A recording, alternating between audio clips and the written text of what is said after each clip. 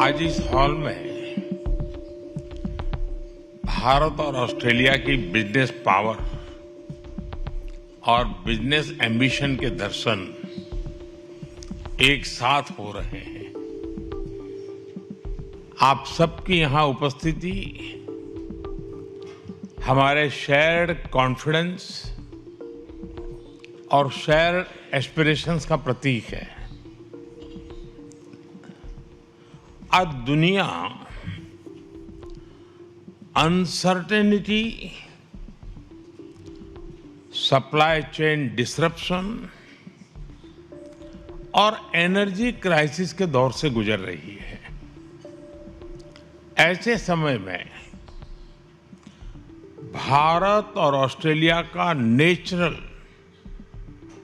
और trusted partner के रूप में आगे बढ़ना स्वाभाविक भी है और आवश्यक भी है। बीते वर्षों में हमने दोनों देशों की क्षमताओं के साथ भावी साझेदारी का एक मजबूत फ्रेमवर्क तैयार किया है। साल 2022 में रिकॉर्ड समय में किए गए एक्टा समझौते से हमारी आर्थिक साझेदारी और सशक्त हुई है। इसके लागू होने के बाद भारत से ऑस्ट्रेलिया को एक्सपोर्ट डबल हुआ है और दोनों देशों के बिजनेसेस को नए मार्केट एक्सेस इसका लाभ मिला है। लेकिन हम यहीं नहीं रुके रहे। अब हम व्यापक सीका समझौता करने की तरफ आगे बढ़ रहे हैं। इन प्रयासों से दोनों देशों की सरकारों ने एक नया रनवे तैयार किया है।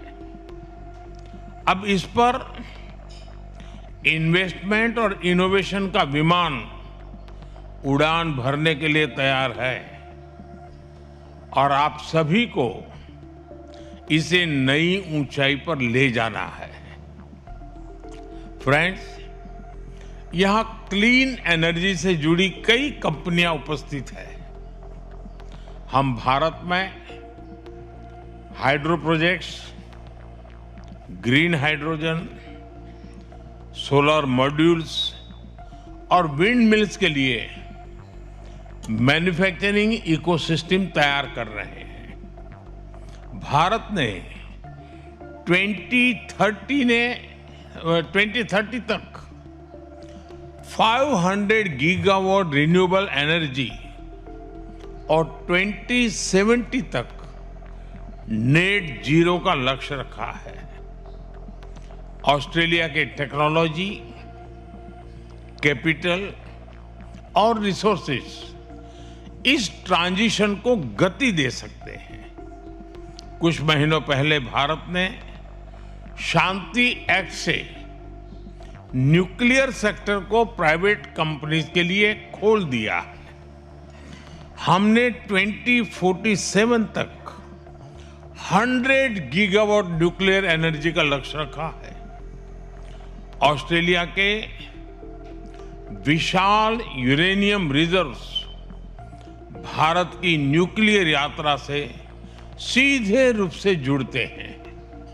हमारे लिए इस क्षेत्र में सहयोग बढ़ाने के लिए हिस्टोरिक अपॉर्चुनिटीज हैं।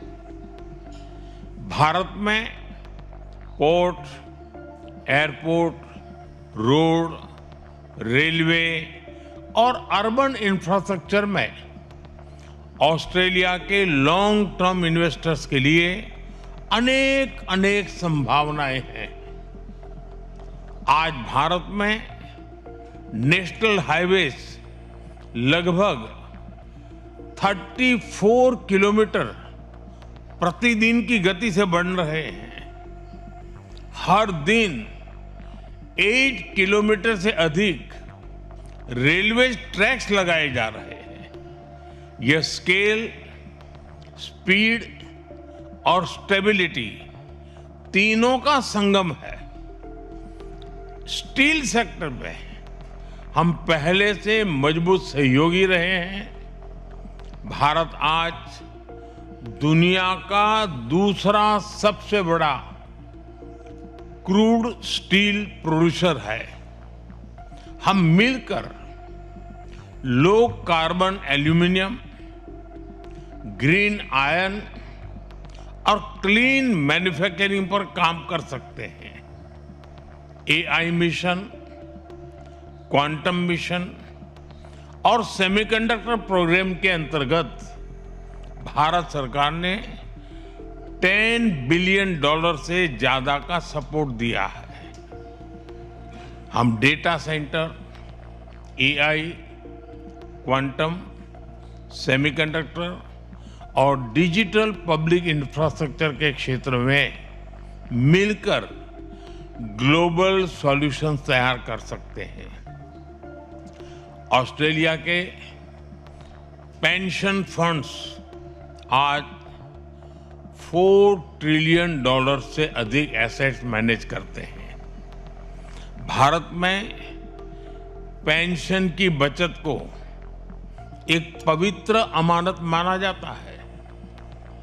हम इसे केवल कैपिटल नहीं, करोड़ों करोड़ों परिवारों का ट्रस्ट मानते हैं।